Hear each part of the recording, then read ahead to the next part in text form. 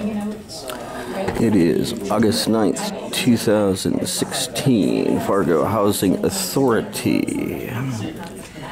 Meeting Edie Bailey briefings today. Okay, it is, are you ready to go in? Okay, it is 1:30, so let's call the meeting to order. I'm not sure where to sit so I can see you guys. Welcome everybody, I'm glad that you're here. So do we want to take just a very quick moment and go around and introduce everybody?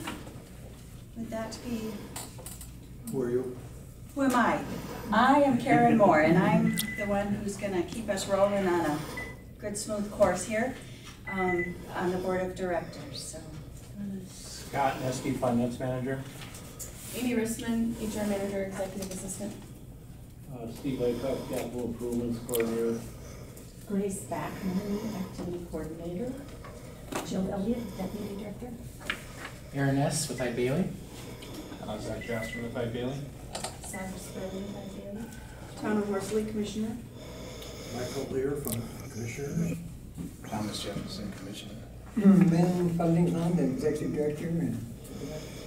Jill Leibach, Accounting. Tracy Lunick, Accounting. Darla Bellier, Voucher Manager. James Kelly, Business Inspector. Mark Nelson, Activist Media. My name is Jen Lambert. I'm with Kilborn Group. All right, thank you very much. Has everybody had a chance to go over the consent agenda? And so we have a motion to approve. I just had a little question on the request for training. Request for training, okay. And again, I had it on my phone, so I couldn't actually look at everything, but can you just tell me briefly what one we're approving for request for training again? I don't have that in front of me. I know we're sending someone to Denver. That's the continuum of Lynn, care it's right there. reference. That's a document that I couldn't get, I just wanted to make sure I knew who we were sending it to. Yeah, we're sending someone to Denver. We hoped to send two people actually, but airfare turned out to be so expensive. We're sending one. We're continuing our care training that HUD has expected us to be at that training for the past several years, and they never made us aware of it until we found out now. So, And it's for continuing care, you said? continuing care, yep. For the homeless grants, and we have a new person in the office of CDD, and we were talking, and she said, well, will I see you later? It was like 3 weeks ago, and we knew nothing about it, and then she went back, and we have consistently been left off the mailing list, and also any North Dakota Continuum of Care, none of us have been invited, because the YWCA also has several. We have 6. And they've never invited us, and I'm sure they wondered, but the Continuum of Care has some wonderful things built in after the HEART Act where we can actually pay our staff to run the program. The Housing Authority has always subsidized the homeless programs. Mm-hmm. And we've kept that little tiny bit of admin fee that's like 5% of the grant, which is maybe $10 to $15 a voucher, whereas vouchers we get paid, what, Scott, is it about $60 or $1 per voucher, but it's just a minuscule part, so we really want someone to get trained. Yeah, sounds like it's very important and worthwhile. Because we found out about it so late, the airfare is very high to Denver right now, so. And we're sending several people to Bismarck to get training on the Uniform Physical Condition Standards and some changes to that. We're in the step current with it. And some Yardy training, and maybe Scott, you can explain what that is. Yeah, it's just their yearly conference, and we're getting ready to convert to this new version of 7S software, so it's pretty important that we have somebody attending to keeping up with all the things. All right. That's helpful for me, because I just didn't want to approve something I didn't know what was happening. I think generally, we're gonna, by the end of the year, we're gonna overrun our budget on training, it looks like, I'll tell you now.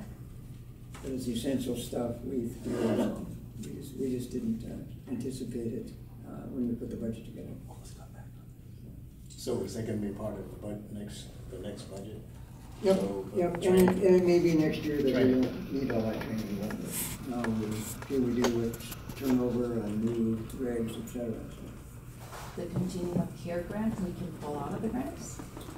If we had known about it earlier, it can go out of admin fee, and that tiny bit of admin fee we had used to pay our staff. But we can only take it out of next year's grant. So that one, and there's no registration.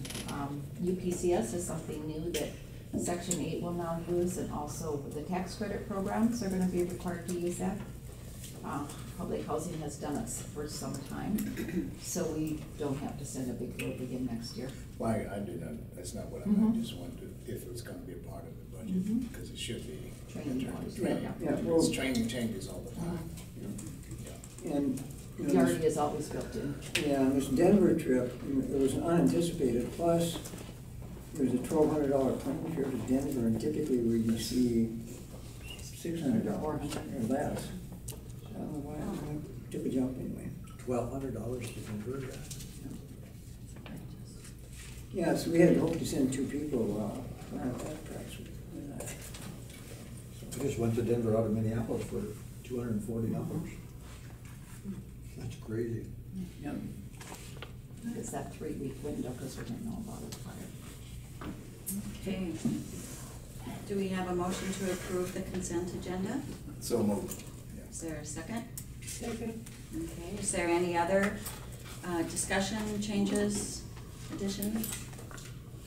If not, all those in favor say aye. I Opposed, same sign. Motion carries. Do we have any changes to the agenda, I would, other than moving? request we accommodate the auditors, you have to sit through our business meeting, we can get your presentation early. Sounds good. Okay. And with that, why don't we go right into that then, if there aren't going to be any other changes to the agenda? Okay, Scott's gonna hand out draft, so the financial statements, I think, manual or 2, or do you just have the financial statements? I think it's just the financial. That's fine, I can just talk about the financial later too. So, in the past, we would have presented a final audit. This year, we're presenting a draft. We had some questions and comments, for Lynn, Jill, and some of the staff, in regard to some proposed deficiencies. And so we wanted to make sure that everybody had a chance to read through, and then we got a better understanding of them before we went final with them, just to make sure that we were, everybody's on the same page and that we were understanding things correctly. So, and Jill and I talked yesterday, and we're gonna probably, hopefully next week, probably won't be this week, come back and get some clarification on a couple of tenant files that we looked at. And so a couple of findings will probably be removed, but they are in the concurrent draft. So, so I'll just take, just go through some of the highlights of the audit. So I mean, anytime you have any questions. So. Can I just ask one real quick? Sure. Once you do come up with a final one, will we get at least the letter and that, okay, just so we know what Yep. the ultimate is, okay, Yep. thank you. So page 1 is our independent auditors report. And again, just for everybody in the room, because of the HUD assistance that you receive, HUD requires that you have a financial statement audit and a compliance audit. So there's essentially 2 pieces to our audit. So we'll go through the financial statement audit first, and then we'll talk about the compliance audit after that.